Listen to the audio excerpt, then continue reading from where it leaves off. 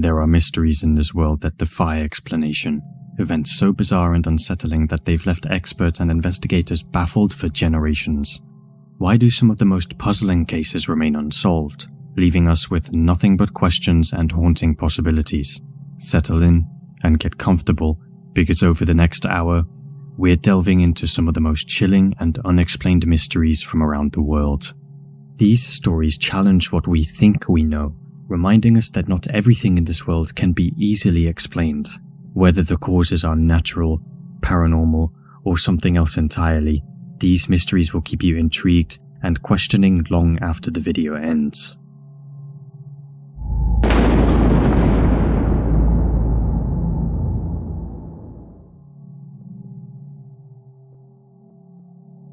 The Orang Madan is one of the most chilling and unexplained maritime mysteries of the 20th century, a tale that seems straight out of a ghost story.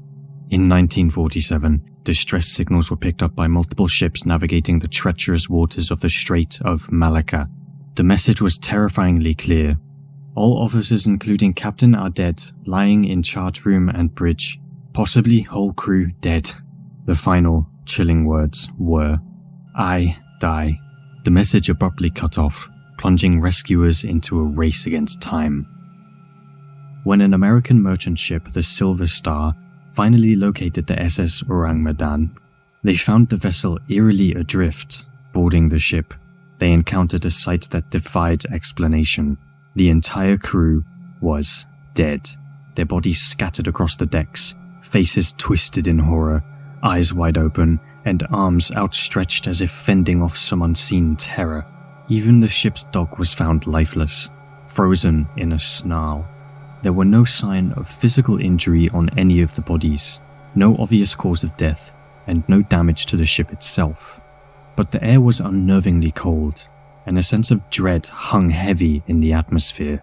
The crew of the Silver Star began preparations to tow the Orang Madan back to port, hoping to uncover what had happened.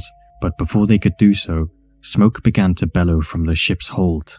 The crew hastily retreated to their own ship, and moments later, the Orang Madan exploded with such force that it was blown apart, sinking it into the depths of the ocean, taking all of its secrets with it. The fate of the Orang Madan has led to various theories.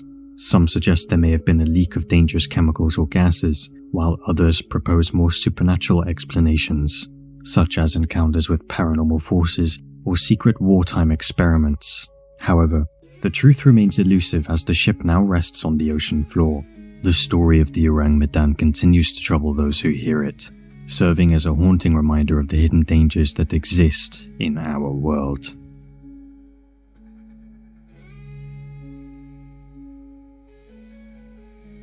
The Tunguska Event is a mystery that starts with a massive explosion and leaves us with more questions than answers. On the morning of June 30th, 1908, the skies over Siberia were lit up by a blinding flash of light, followed by a deafening explosion that was nearly 500 miles away. In an instant, a remote area near Tunguska River was devastated, a blast so powerful that it flattened over 80 million trees across an 800 square mile area.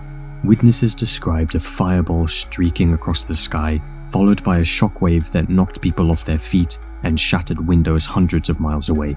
Yet, despite the immense destruction, there was no impact crater to be found. When scientists finally reached the site nearly 2 decades later, they were baffled. The trees at the epicenter of the blast stood eerily upright, their branches stripped bare, while the trees in the surrounding area lay flat, radiating outward like the spokes of a wheel. Theories quickly emerged to explain the Tunguska Event. Some suggest a meteorite had exploded mid-air, releasing the energy equivalent to 1,000 atomic bombs. Others speculated about more exotic explanations, including a comet made of ice, a natural gas explosion, or even a piece of antimatter colliding with Earth.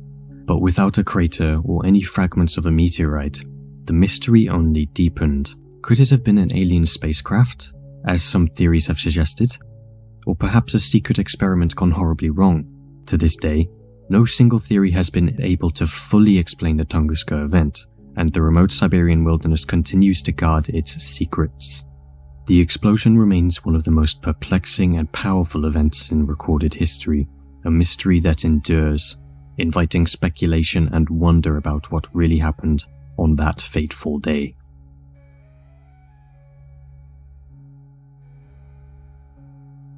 The perplexing disappearance of Flight 19 is a case that has fueled speculation and intrigue for decades, often cited as one of the great mysteries of the Bermuda Triangle.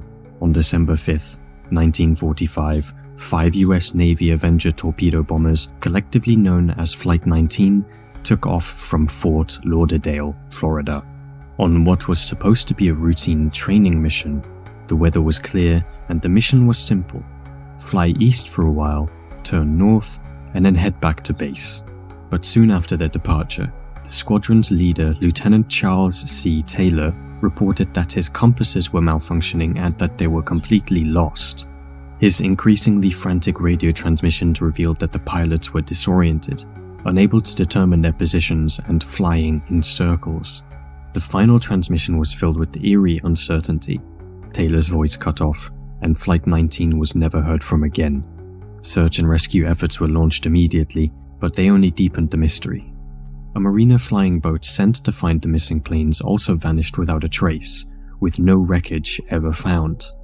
Theories about what happened to Flight 19 range from navigational error and fuel exhaustion to the more mysterious.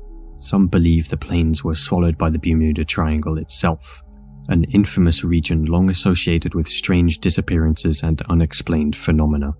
Was it a tragic accident, or did Flight 19 encounter something beyond our understanding in those enigmatic waters? The disappearance of Flight 19 remains one of the most enduring aviation mysteries, a story that continues to captivate and confound, leaving us to wonder what really happened on that fateful day in 1945.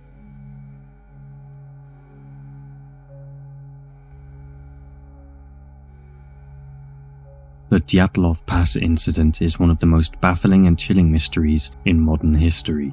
On February 1st, 1959, 9 Soviet hikers led by Igor Diatlov set up camp on the eastern slopes of Kholat-Syakhl in the Ural Mountains. They were all experienced mountaineers, but something went terribly wrong that night. When the group failed to return as scheduled, a search party was sent out, and what they found has puzzled investigators for decades. The hikers' tent was discovered abandoned and strangely torn open from the inside, suggesting they had cut their way out in a hurry. The tracks in the snow showed that the group had fled barefoot or in their socks, despite the sub-zero temperatures. Over the next few months, the bodies were discovered in various locations, some with severe injuries. 2 of the hikers had fractured skulls, 2 others had major chest fractures, and 1 woman was missing her tongue. Oddly, some of the clothing was found radioactive. The official Soviet investigation concluded that the cause of death was a compelling natural force, but this explanation has never satisfied researchers. Theories have ranged from an avalanche, which many experts now dismiss due to the terrain, to military tests gone awry, to more outlandish suggestions like UFO encounters or a Yeti attack. Despite numerous investigations and documentaries, the true cause of the Diatlov Pass incident remains unknown, with new theories still being proposed as recently as 2020, including the possibility of a rare weather phenomenon known as infrasound, which could have induced panic. However, none of these theories has provided a definitive answer, leaving this case one of the most enduring mysteries of the 20th century.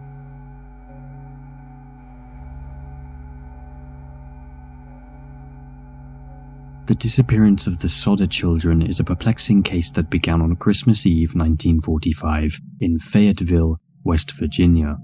On that night, a fire broke out in the home of George and Jenny Sodder, where they lived with their 9 of their 10 children.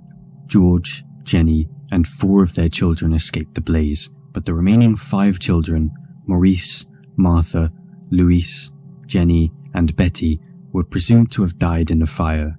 However, no remains were found in the ashes, and several unusual circumstances led to the Sodders to believe that their children had been kidnapped. George Sodder noticed that his ladder, which was usually kept propped against the house, was missing, making it impossible for him to reach the upper floors.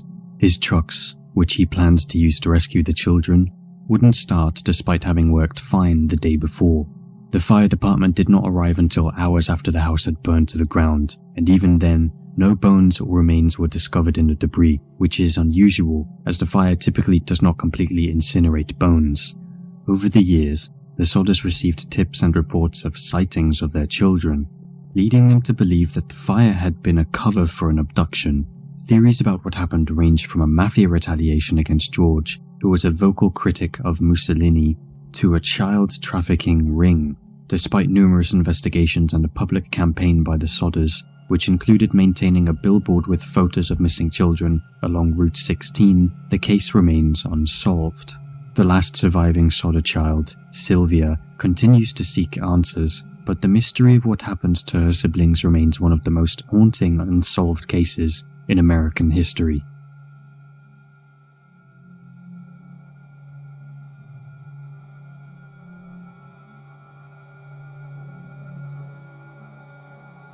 The ghost ship Mary Celeste is a maritime mystery that has intrigued people for over a century.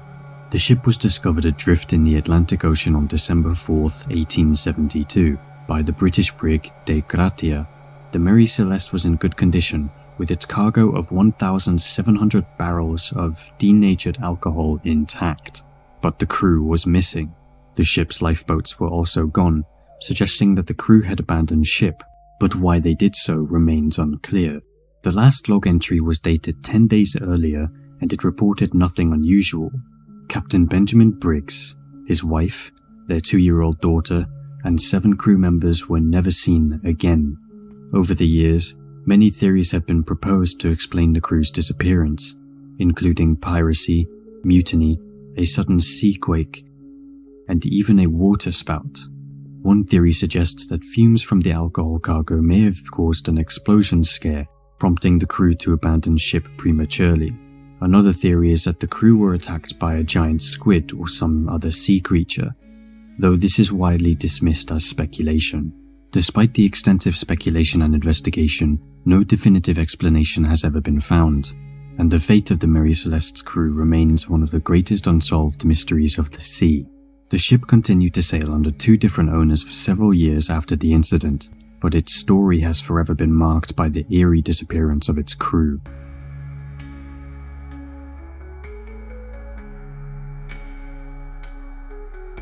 The Hintk Murders stand as one of Germany's most baffling and eerie unsolved mysteries.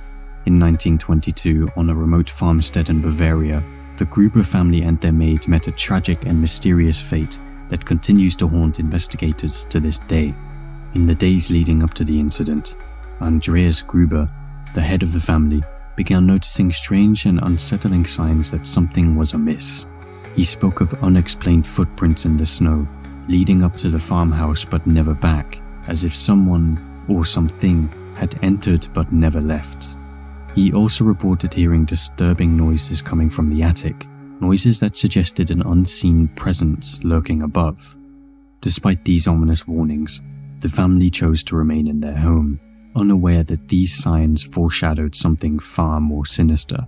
When neighbors noticed the family's absence for several days, they decided to check on them, only to stumble upon a scene of horror that defied explanation. The entire family, along with their maid, had lost their lives in circumstances so mysterious that even the most thorough investigations could not unravel the truth. Theories about what happened at Hintk range from personal vendettas and family disputes to the terrifying possibility that the perpetrator was someone close to them, perhaps even someone living among them. Yet, despite these theories, no clear answers have ever been found. The Hintk farmstead, now long gone, has left behind a legacy of mystery and speculation, remembered as the site of one of the most perplexing and chilling events in German history.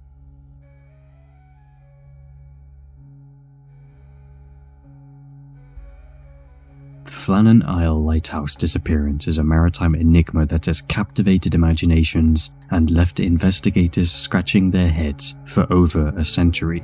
In December 1900, 3 lighthouse keepers, Thomas Marshall, James Ducat, and Donald MacArthur, were stationed on the isolated and treacherous Flannan Isles off the coast of Scotland.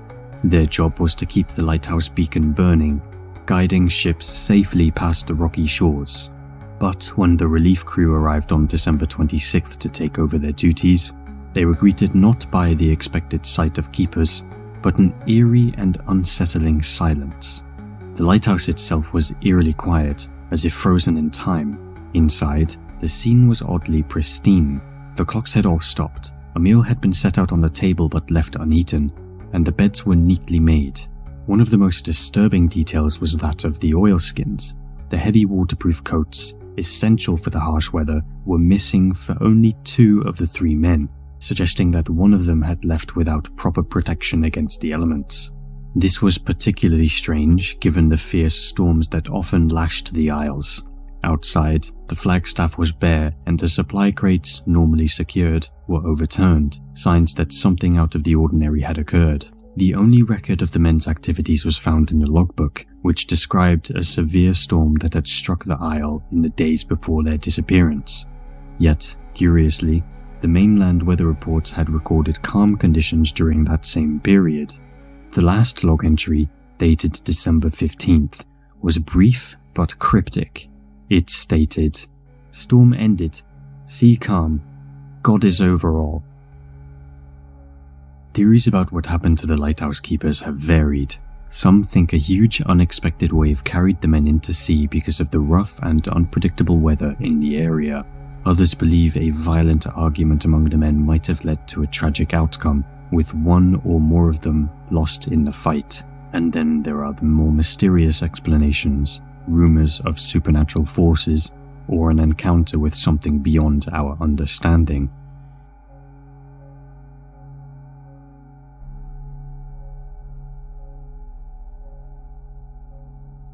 The Valerie Axe Murders stand as one of the most chilling and enduring mysteries in American history. In the early morning hours of June 10th, 1912, the quiet town of Valeska, Iowa, was plunged into terror when 8 people, 2 adults and 6 children, were brutally attacked in their sleep.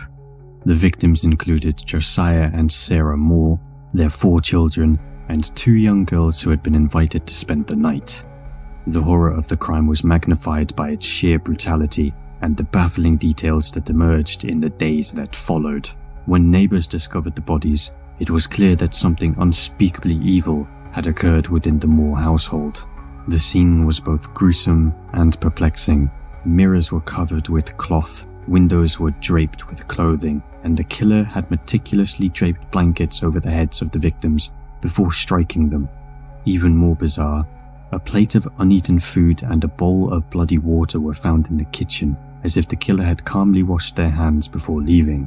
The investigation that followed was long and fraught with false leads. Several suspects were considered, including a traveling preacher who exhibited suspicious behavior, a business rival of Josiah Moore, and even a state senator's son.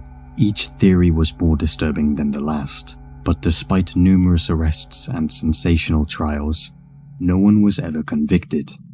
The case became a media sensation, with lurid headlines and wild speculation only adding to the confusion. As the years passed, the Valerie Axe Murders took on an almost mythic status, a dark tale whispered among locals and recounted by true crime enthusiasts. The house where the tragedy occurred still stands today, preserved as a museum dedicated to the memory of the victims and the mystery that surrounds their deaths. Visitors to the home often speak of an oppressive atmosphere, as if the very walls hold onto the secrets of that fateful night.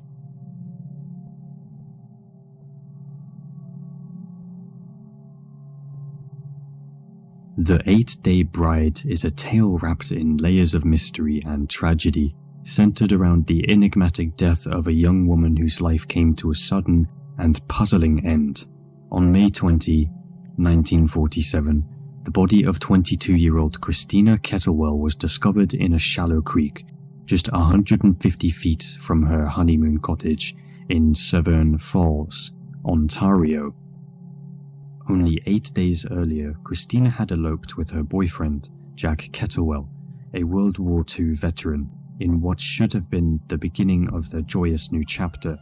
Joining them on their honeymoon was Jack's close friend, Ronald Barry, a professional ballroom dancer with whom Christine's family believed she shared an unusually close connection. The trio started their honeymoon in a rented apartment in Toronto before moving to Ronald's remote cottage. However, once they arrived at the secluded location, Christina's behavior began to change in unsettling ways. She grew increasingly agitated and withdrawn, expressing doubts about Jack's love and engaging in cryptic conversations with Ronald. On the fateful day of her death, the cottage mysteriously caught fire, and while Jack was pulled from the flames, Christina was later found drowned in a creek, fully clothed, with no visible signs of injury or struggle. The circumstances surrounding Christina's death are as puzzling as they are tragic. An autopsy revealed traces of codeine in her system, raising more questions than answers. Was her death the result of a tragic accident, or was there something far more sinister at play? Did her growing unease hint at a deeper secret, perhaps involving the complex relationship between the three, or was it something else entirely?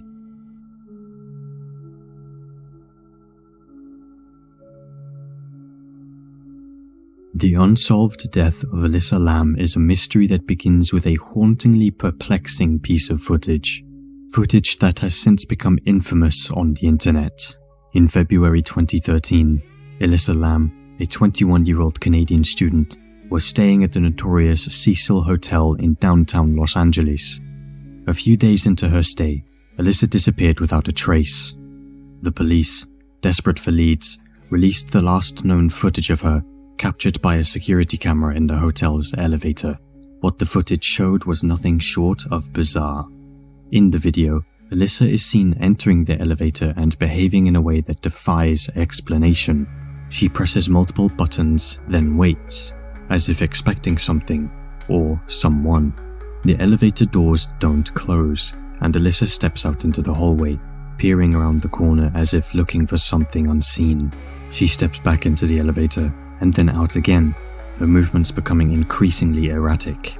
At one point, she seems to hide in the corner, only to step out once more, gesturing oddly with her hands, as if she's communicating with an invisible presence.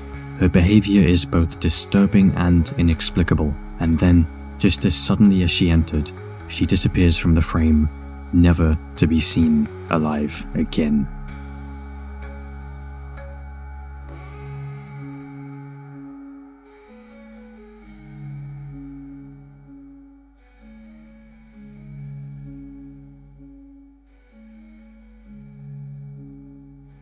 For weeks, Alyssa remained missing, her whereabouts a complete mystery.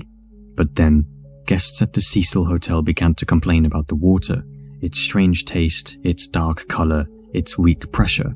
Maintenance workers were sent to the rooftop to check the water tanks, and there, in the dark depths of one of the tanks, they made a horrifying discovery. Alyssa's body was floating lifelessly in the water. The discovery only deepened the mystery. The water tanks were difficult to access, their lids heavy and cumbersome, and the rooftop itself was protected by alarms that had not been triggered. How had Alyssa ended up there? The coroner's report ruled her death as accidental, citing no signs of physical trauma or foul play. But the questions linger. What was Alyssa doing in that elevator? What caused her strange, seemingly frantic behavior? And how did she end up in a place so difficult to reach? The death of Alyssa Lam is one of the most disturbing cases in recent history. It blurs the line between what we know and what we don't, leaving a feeling of unease that continues to linger.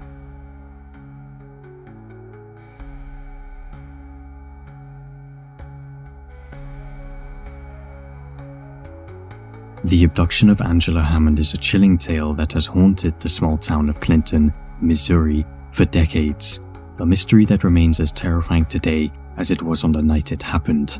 The story begins on the evening of April 4th, 1991, when 20-year-old Angela Hammond, a popular and outgoing young woman, was heading home after spending time with her fiancé, Robert Schaefer. Pregnant with their first child, Angela decided to stop at a payphone in the center of town to call Rob and let him know she'd be a little late getting back. Little did she know that this simple phone call would be the last time anyone would hear from her. As Angela stood at the payphone chatting with Rob, she noticed something unusual. A late-model green Ford pickup truck was circling the area, its headlights cutting through the darkness. The truck eventually pulled up near the payphone, and a man got out, his face obscured by the shadows. Angela described the man to Rob over the phone.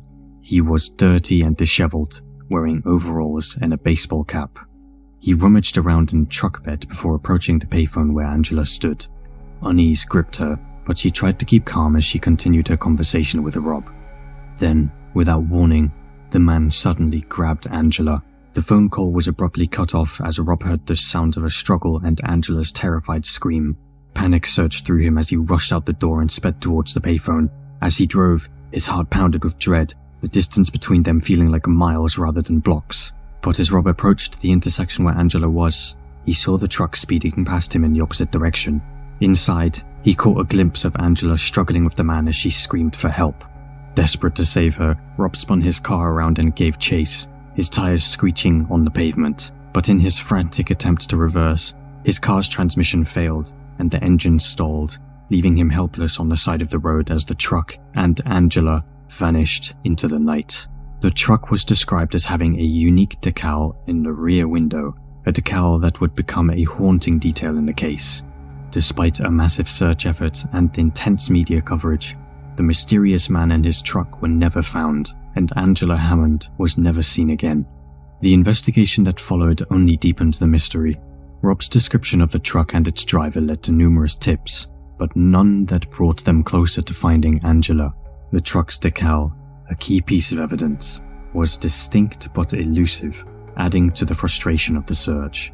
The case soon went cold, leaving Rob and Angela's family with more questions than answers. Who was the man that abducted her? Why did he target Angela? And what happened to her after that night?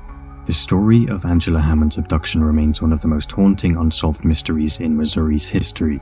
It's a story that embodies every person's worst nightmare. Even now, more than 3 decades later, the case continues to send chills down the spine, a reminder of the terrifying unknowns that can lurk in the shadows of our everyday lives.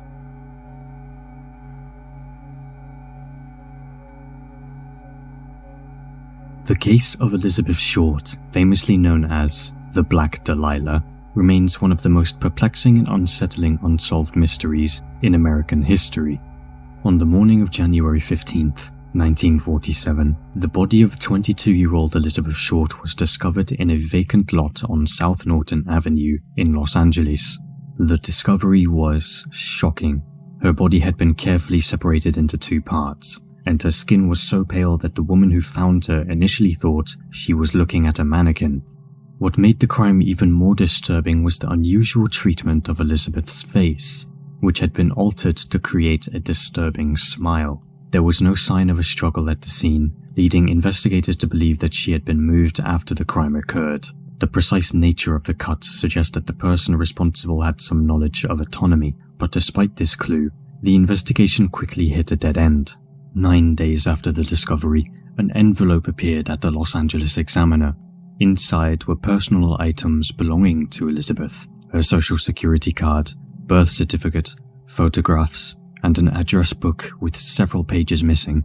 The letter, pieced together from newspaper clippings, read, "The Los Angeles Examiner and other Los Angeles papers. Here is Delilah's belongings.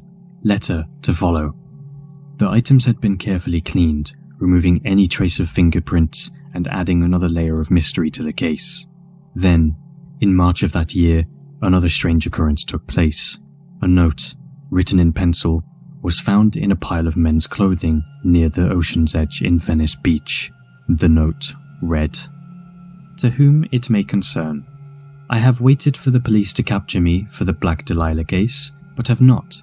I am too much of a coward to turn myself in, so this is the best way out for me." Despite this apparent confession, the identity of the person who left the note remains unknown, as the clothes and the note provided no substantial clues. Over the years, numerous suspects were named, ranging from individuals with medical knowledge to those within Hollywood circles, but none were definitively linked to the crime. The Black Delilah case has inspired countless theories, books, and even films, but the true identity of Elizabeth Short's perpetrator remains a mystery that has puzzled Los Angeles for over 70 years.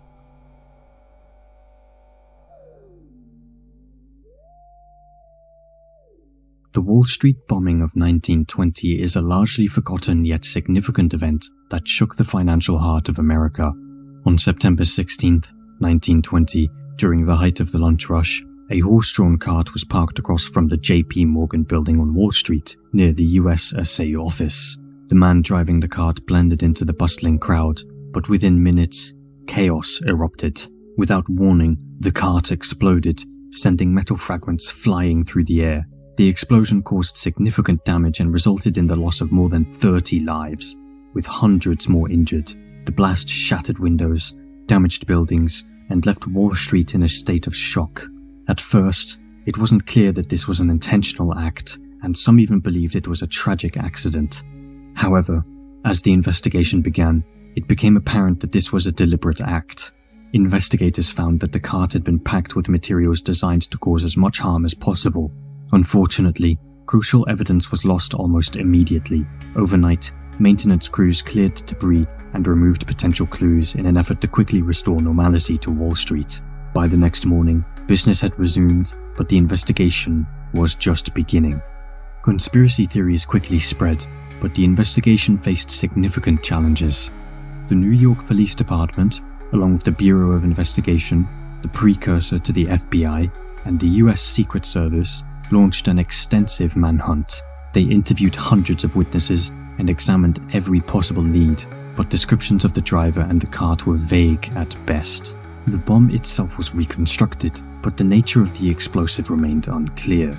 A significant lead came when a mailman found crudely painted flyers in the Wall Street area, claiming responsibility for the incident on behalf of a group called the American Anarchist Fighters.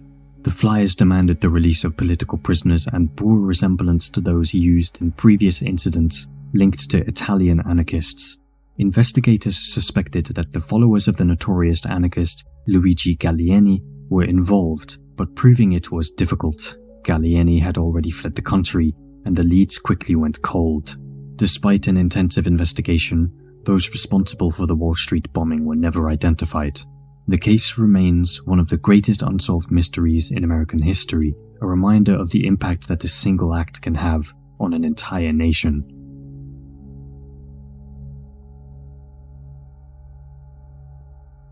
The tragic story of John Ben Ramsey remains one of the most baffling and high-profile unsolved cases in American history. On December 26, 1996, in the quiet town of Boulder, Colorado, Patsy Ramsey made a frantic call to the police at 5:52 a.m., reporting that her 6-year-old daughter, JonBenét, was missing. She had discovered a ransom note on the back staircase of their home, demanding a significant sum for the safe return of her daughter. The note was peculiar in its length and tone, and it immediately raised suspicions. The Ramsey family, consisting of JonBenét's father, John, her mother, Patsy, and her brother, Burke, were the only ones known to be in the house that night. Despite the ransom note suggesting that JonBenét had been taken, less than 8 hours later, John Ramsey made a heartbreaking discovery. JonBenét's lifeless body was found in a basement utility room of their own home. She had a piece of duct tape across her mouth and a cord around her neck, leading investigators to conclude that foul play was involved. The circumstances surrounding the discovery of her body and the subsequent investigation were fraught with issues. The crime scene was compromised as friends, family, and even police officers moved through the house, potentially disturbing crucial evidence. The initial police response was also questioned, as they had not conducted a thorough search of the house following the report of her disappearance. JonBenét, known for her success in child beauty pageants, quickly became a household name, and the media frenzy surrounding the case was unprecedented.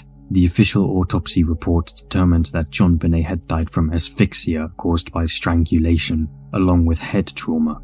Despite extensive investigations, numerous theories, and widespread media coverage, no one has been charged or convicted in any connection with her death. The case remains an open investigation with the Boulder Police Department, and it continues to capture the public's attention as many questions about that fateful night remain unanswered.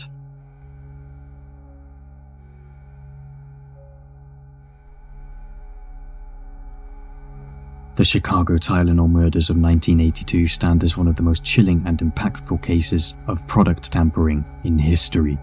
On September 29, 1982, 7 people in the Chicago area ingested Tylenol capsules that had been laced with cyanide, a deadly poison. The victims, ranging in age from 12 to 35, included Mary Kellerman, Mary Rayner, Mary McFarland, Paula Prince, Adam Janus, Stanley Janus, and Theresa Janus. The tragic chain of events began with 12-year-old Mary Kellerman, who took a capsule for a simple cold and died soon after.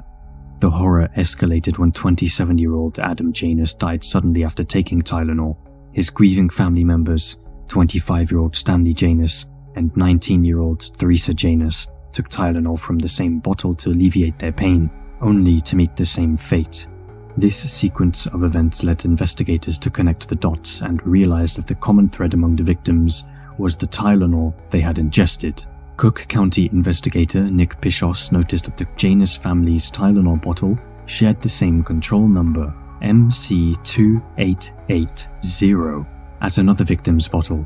Upon closer inspection, the bottles emitted a faint smell of almonds, a telltale sign of cyanide. Blood test confirmed that the victims had ingested cyanide in amounts 100 to 1,000 times the lethal dose. This revelation prompted immediate action. Johnson & Johnson, the parent company of Tylenol, took unprecedented steps to protect the public and their product's reputation. They issued a nationwide recall of over 31 million bottles of Tylenol, offered replacements, and posted a $100,000 reward for information leading to the arrest of the person responsible. These efforts cost the company over $100 million, but likely saved countless lives. The impact of the Tylenol murders went far beyond Chicago. The incident led to a wave of copycat poisonings across the country and ultimately changed the way over-the-counter medications are packaged. The safety seals that are now standard on medicine bottles were a direct result of this tragedy. Despite an extensive investigation, which included interviewing hundreds of suspects, no one has ever been charged or convicted in connection with the Chicago Tylenol murders. The case remains open, and the identity of the person who committed these heinous acts is still unknown.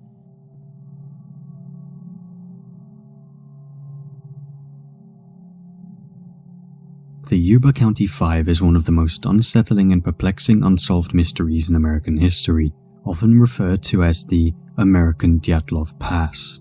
The case centers on 5 young men from Yuba City, California, who mysteriously disappeared on February 24, 1978, after attending a basketball game in Chicago.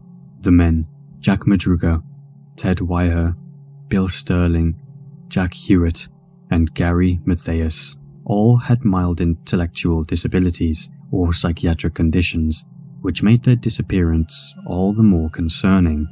After the game, the group was expected to return home, but they never did. Days later, their car was discovered abandoned on a remote mountain road far off their intended route. The car was found in good working order, with enough fuel to drive back, but it was puzzlingly left unlocked, with one window rolled down.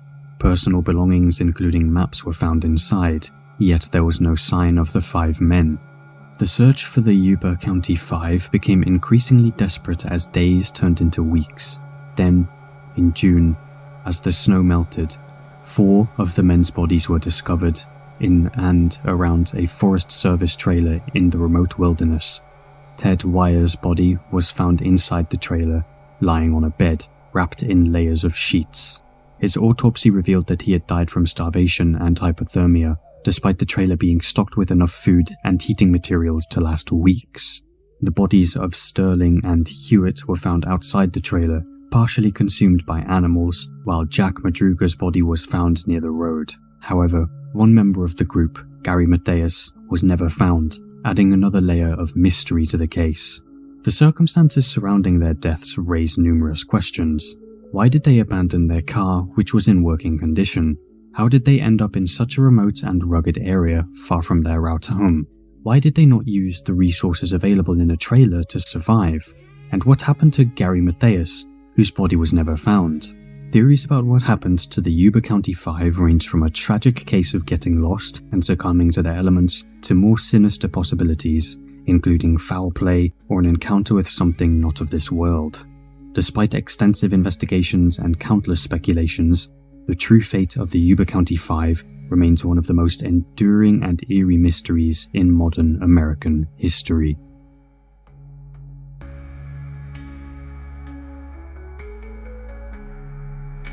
The disappearance of Lars Maten is one of the most puzzling and mysterious cases in recent memory, earning him the title of the most famous missing person on YouTube. Lars Maten, a 28-year-old German man, vanished under bizarre circumstances on July 8, 2014, near Varna Airport in Bulgaria. What began as a normal vacation with friends at the popular Golden Sand Resort quickly spiraled into an unsettling mystery that has captured global attention. Lars was described as a regular, easygoing individual, someone who enjoyed football, worked at a power plant, and frequently helped his parents, especially after his father's stroke.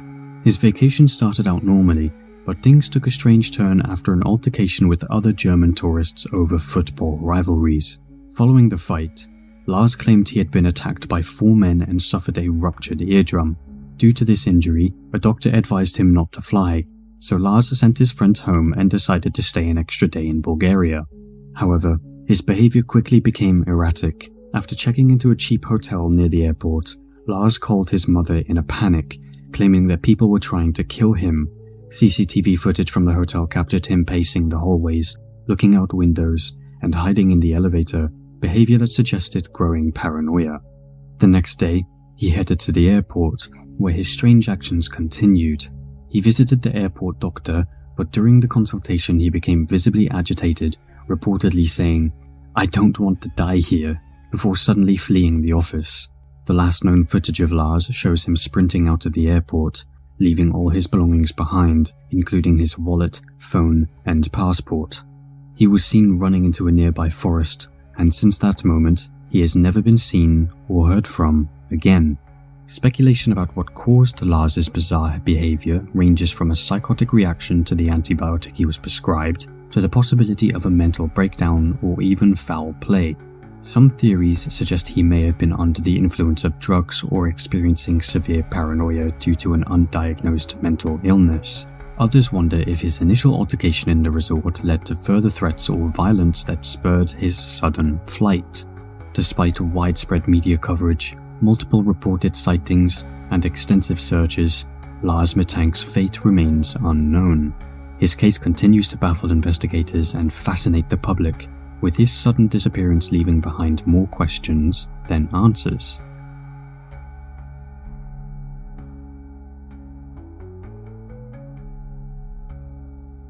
The Salish Sea human foot discoveries is a chilling and perplexing phenomenon that has baffled investigators and captured the public's imagination since 2007.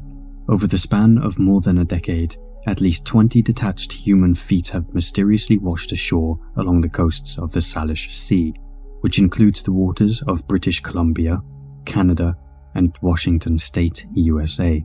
The first foot was discovered on August 20th, 2007, on Jedediah Island in British Columbia.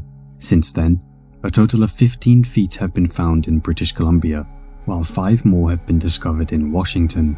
Most of these feet were found inside sneakers, often in surprisingly good condition despite their time in the water.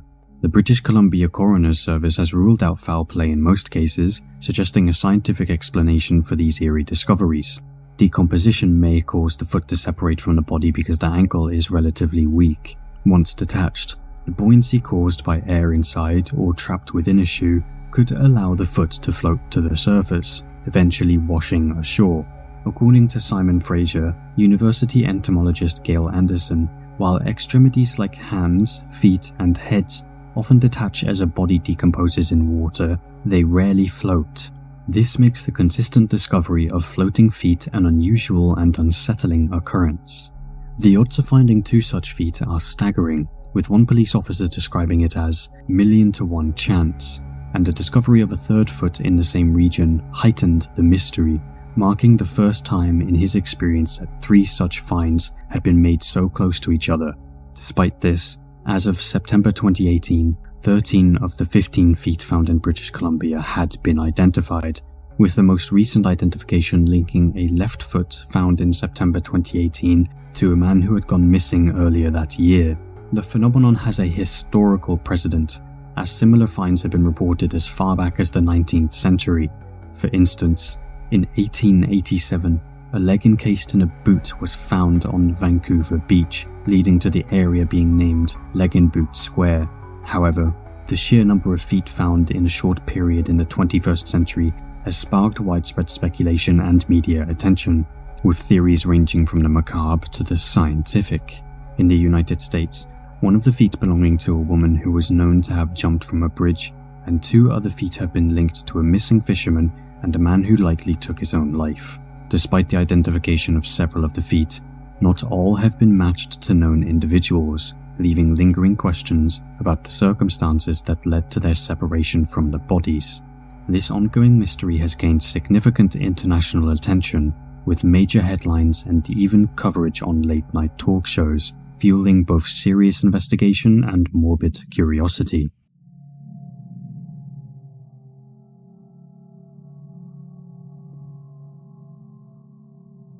The mystery of the Circleville Letters is one that has haunted the small town of Circleville, Ohio, for decades. Beginning in the late 1970s, an anonymous individual or group began sending threatening and malicious letters to various residents of the town. These letters, written in blocky, crude handwriting, exposed alleged dark secrets, rumors, and personal details about the recipients' lives, shaking the tight-knit community to its core. The first known target of these letters was Mary Gillespie, a local school bus driver. The letters accused her of having an affair with the school superintendent, a claim that Mary vehemently denied. Despite her attempts to ignore the letters, they kept coming, each one more threatening than the last. The mysterious author warned Mary that they were watching her and that she must end the alleged affair or face dire consequences. Tragically, the letters didn't just affect Mary. Her husband, Ron Gillespie, also received them. In August 1977, Ron received a particularly disturbing phone call, believed to be from the letter writer. Enraged, Ron grabbed his gun and left the house, presumably to confront the caller. Hours later, Ron was found dead in his car, which had crashed into a tree. While his death was officially ruled an accident, there were strange circumstances surrounding it, including the discovery that his gun had been fired once before the crash, leaving many to wonder if foul play was involved. The mystery deepened when Paul Fresher, Ron's brother-in-law, was later accused of being the Circleville letter writer. Paul was convicted of attempting to murder Mary Gillespie after a booby trap intended to harm her was found. Despite his conviction and subsequent imprisonment, the letters continued to be sent, even while Paul was behind bars, leading many to believe that the real culprit was still at large. To this day, the true identity of the Circleville letter writer remains unknown, and the case continues to baffle investigators and residents alike. The letters have left an indelible mark on Circleville, turning a once peaceful town into the epicenter of one of America's most perplexing, unsolved mysteries.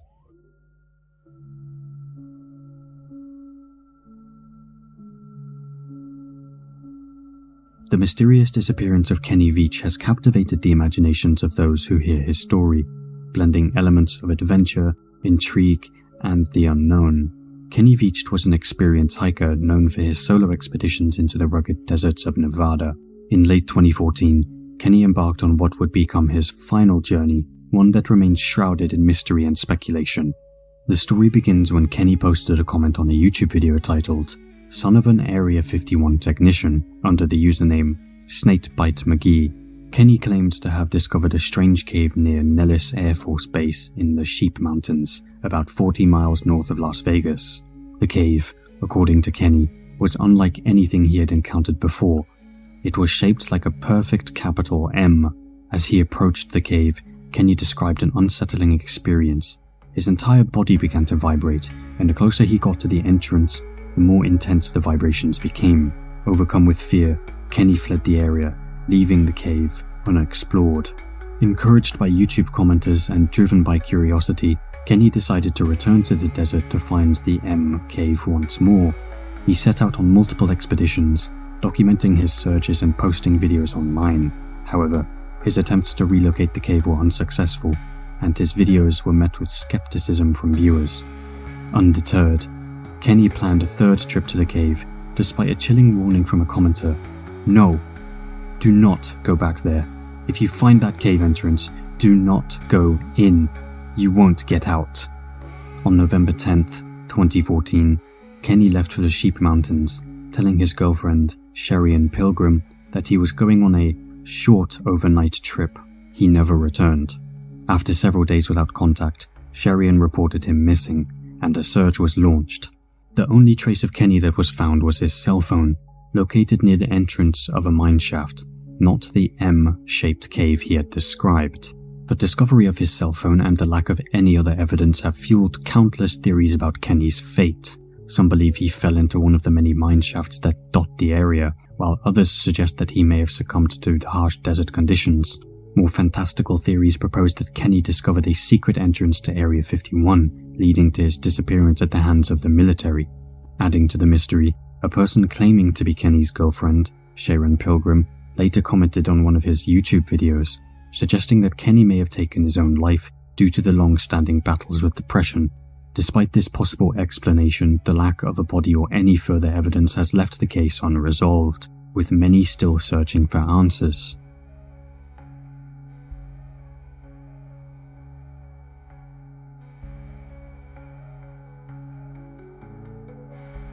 The Havana Syndrome is a mysterious and troubling phenomenon that first came to light in 2016 when US diplomatic personnel stationed in Cuba began reporting a strange array of health issues. Those affected experienced symptoms including memory loss, hearing loss, nausea, and dizziness. What made the situation even more perplexing was the consistent reports of a peculiar noise that accompanied the onset of these symptoms, a sound described by victims as resembling a grating noise or marbles rolling across the floor. Strangely, others in the vicinity did not hear the sound. As the cases mounted, follow-up studies revealed evidence of brain injuries in several victims, yet the source of the injuries remains elusive. Attempts to identify the sound led researchers to an unexpected culprit, Jamaican field crickets, whose chirping bore some similarity to the reported noise. However, this explanation failed to account for the neurological damage observed in the affected individuals. Theories about the cause of Havana Syndrome have ranged from the use of microwave weapons to exposure to pesticides, yet none have provided definitive answers. Despite ongoing investigations and extensive research, the true cause of Havana Syndrome remains one of the most unsettling and unexplained health mysteries of recent years.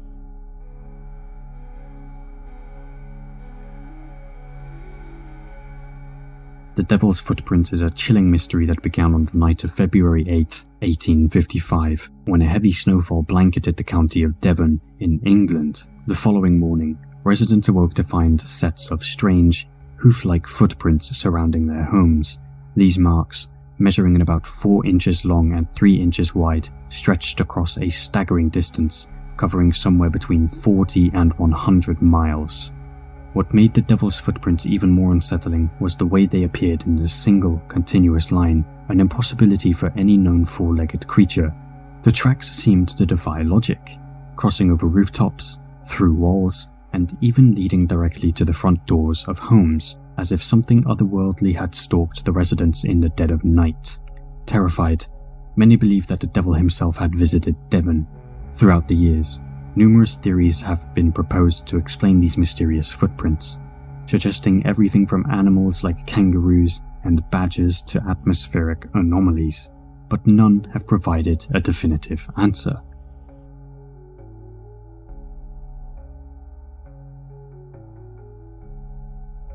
The spectral twin who haunted Emily Siggy is one of the most eerie and perplexing stories of doppelgangers ever recorded. Emily Siggy, a 19th century schoolteacher from Dijon, France, was known for her intelligence, charm, and teaching skills. Yet, despite her abilities, Emily struggled to hold on to jobs, having been dismissed from 18 positions before landing a role at the prestigious Pensionet van Nuelk School in what is now Latvia. The reason for her employment troubles: Emily was haunted by her own ghostly twin, a doppelganger that others could see. but she could not. The phenomenon was first reported in the classroom, where 13 students claimed to have witnessed Emily's doppelganger standing beside her, mirroring her every movement. What made the situation even more unsettling was that while everyone in the room could see the spectral double, Emily was completely unaware of its presence. The doppelganger wasn't content to simply mimic Emily, it would also appear in places where Emily was not, such as sitting in her chair in a classroom while she was outside in the garden. On one such occasion, some of the bravest students attempted to touch the apparition, only to feel strange resistance, as if their hands were passing through thick cloth. The phantom would also trail the class during their walks, always visible to everyone except Emily herself. This spectral presence, though seemingly harmless, became a source of great discomfort for the students and the faculty alike. While some paranormal theorists speculate that Emily's doppelganger was an extension of her own desire to be in multiple places at once, especially in her role as a dedicated teacher, the presence of the ghostly twin did more harm than good. The unsettling experience led Emily to losing her position at the school, as had happened so many times before. However, Emily might have counted herself fortunate in one respect: she never saw her own doppelganger. According to legend, seeing your own spectral double is an omen of ill fate.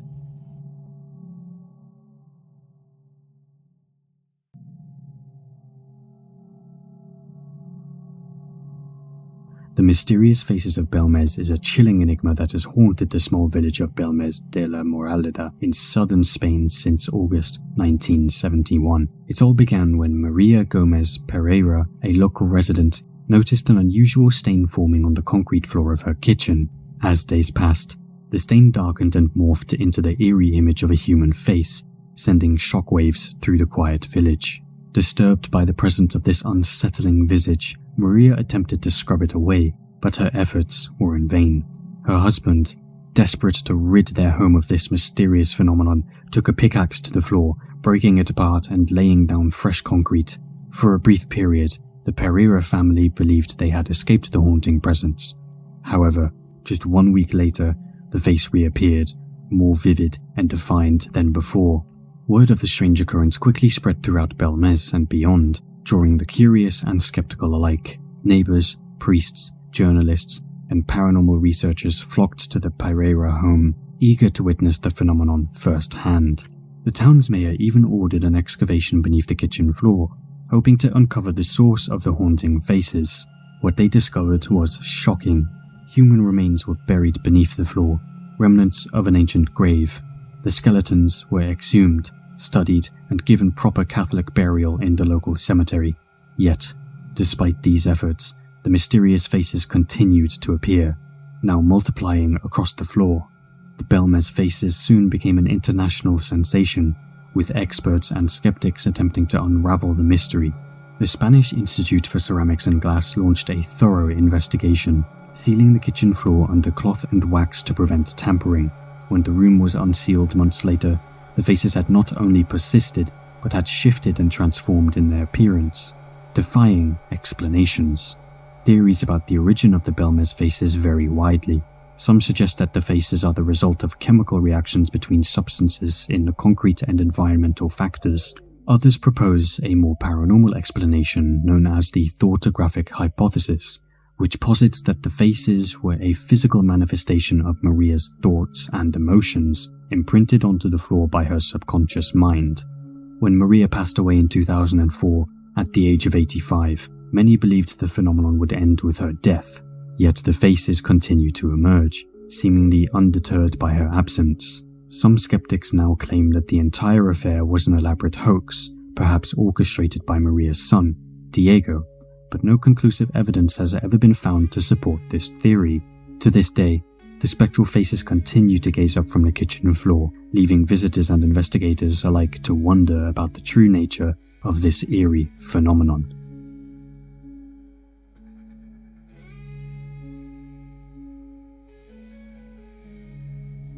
The Rainman Don DEA is at the center of one of the most baffling paranormal stories in recent history. It all began on February 24th, 1983, in Stroudsburg, Pennsylvania, when DEA, A prisoner experienced a series of extraordinary events that would later earn him worldwide notoriety. Decker was granted a furlough to attend the funeral of his grandfather, James Kishore, a man who physically abused him throughout his childhood. Unlike the rest of the family, Decker felt a strange sense of peace after his grandfather's death, but this peace was short-lived. After the funeral, Decker stayed with family friends, Bob and Jeannie Kiefer. That evening, as memories of his past trauma overwhelmed him, Decker excused himself to the bathroom. It was there that the temperature suddenly dropped, and he saw the eerie image of an old man resembling his grandfather, wearing a crown. He felt a sharp pain in his arm and noticed 3 bloody scratches. The figure vanished as suddenly as it appeared, leaving Decker shaken. Returning to the dinner table, Decker entered a trance-like state, and soon, water began to drip from the walls and the ceiling. A light mist formed on the ground. The Kiefers, confused and concerned, called their landlord, who found no explanation for the water. When the police arrived, Officer Richard Walbert described seeing droplets of water moving horizontally across the room, defying all logic. The situation grew even more bizarre when the group left for a nearby pizzeria, hoping to escape the strange occurrences. However, the mysterious rain followed them, falling inside the restaurant. The owner suspected something supernatural, placed a crucifix on Decker which burnt his skin. The rain continued as they returned to the Kiefer home, accompanied by the sound of rattling pots and pans. Things escalated further when Decker was suddenly lifted off the ground and thrown against a wall by an unseen force. The police, witnessing these events, conducted an experiment by placing a gold cross on Decker's hand, which he claimed burned him.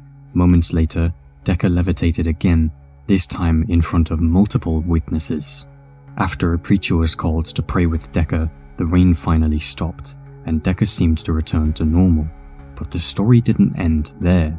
Back in jail, Decker discovered that he could call the rain to appear at will, even causing it to rain in the warden's office. The warden, Lieutenant David Keyhold, was shocked to find his shirt soaked in water without explanation.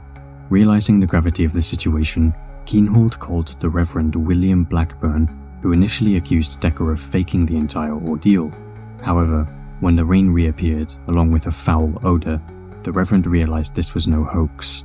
After hours of prayer, the rain finally ceased, and Decker broke down in tears. Whatever had possessed Don Decker, it never returned.